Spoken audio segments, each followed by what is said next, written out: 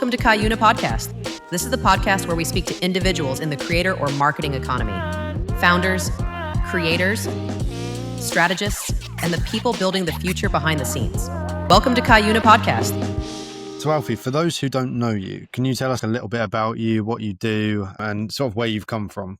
Yeah, for sure. So, of course, the name's Alfie, and I am a 16-year-old entrepreneur. I started my journey at 12. Year 8, I had that mindset at a young age that I wanted to make money. I transitioned over to reselling, and at 14, that's when I started my personal brand, which I'm sure we'll talk about a little bit later on. I started agencies off that, and that's where I got to develop skills and learn all these skills. Now I am doing a marketing agency in terms of social media specifically, where I help get people, clients with inbound content. And yeah, that's sort of me in a nutshell.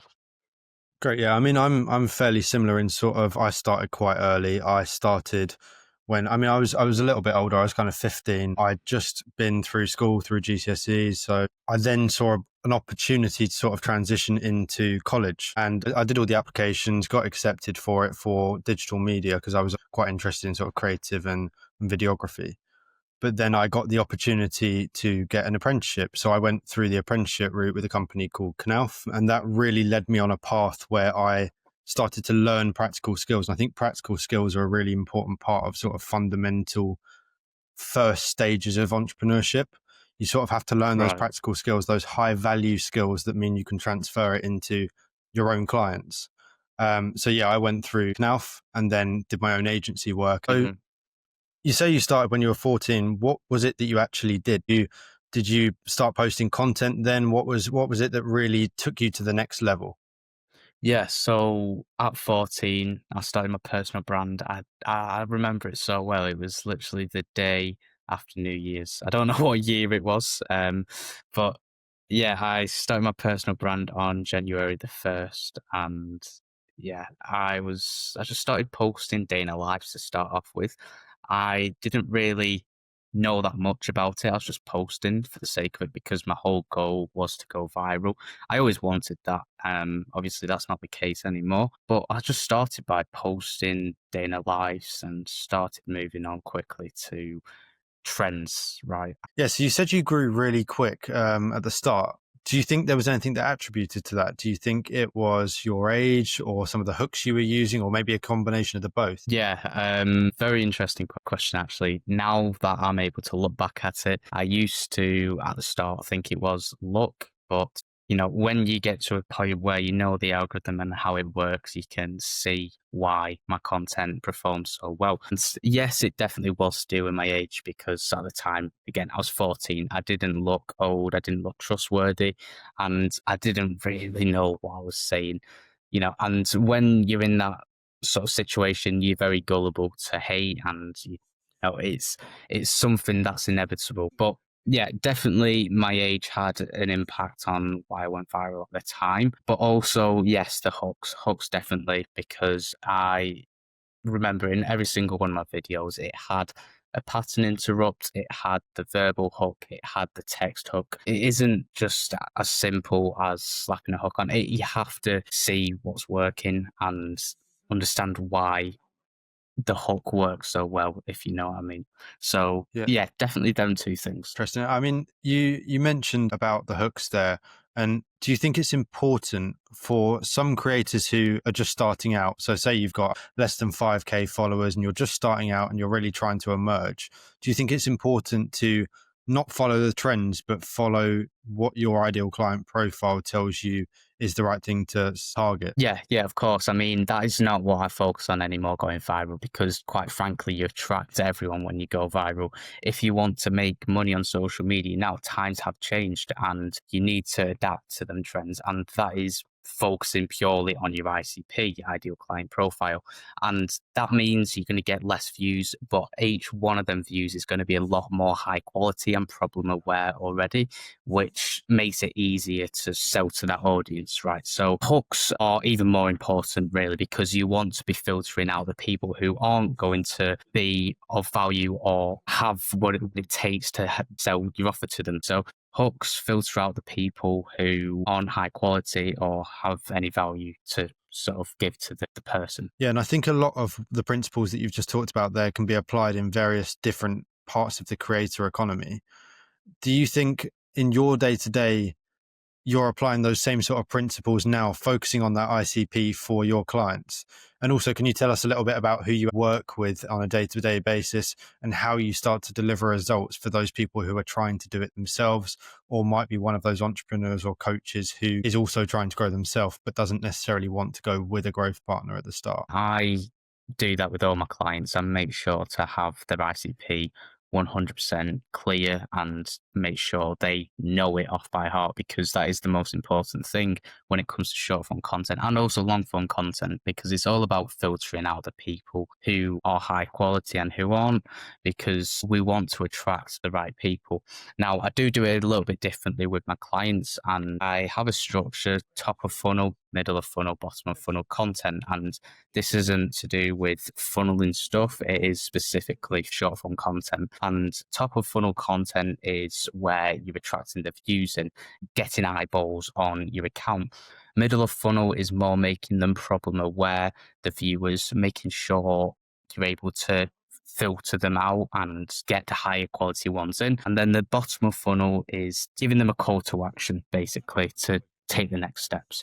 So that's sort of what I do differently with my clients. I do still have the aspect of the filtering, because that's the middle of funnel content. Now, who I work for, I work with any info space sort of entrepreneur, and I'm working with people from 17 to 25. That's sort of my ICP, right? So it's great that you've been able to acquire clients really quickly through your social proof that you already have. But for those of the viewers who don't necessarily have that social proof just yet and are working towards it, how would you go about outbound, and how do you go about outbound? So if I was starting again from scratch, I didn't have my personal brand, I didn't have anything, what I would do is start by creating an account again. I would start on Instagram and also YouTube. I'd get crystal clear on my ICP. That's just the first thing, right? You need to know who you want to target, who you want to have as your ideal client. And I post as much value as I can in terms of that to just get them aware of who I am. That's one thing. So then I've also got proof on my account that I know what I'm talking about. Then when it comes to outreach, I'd find people to work with who already follow me.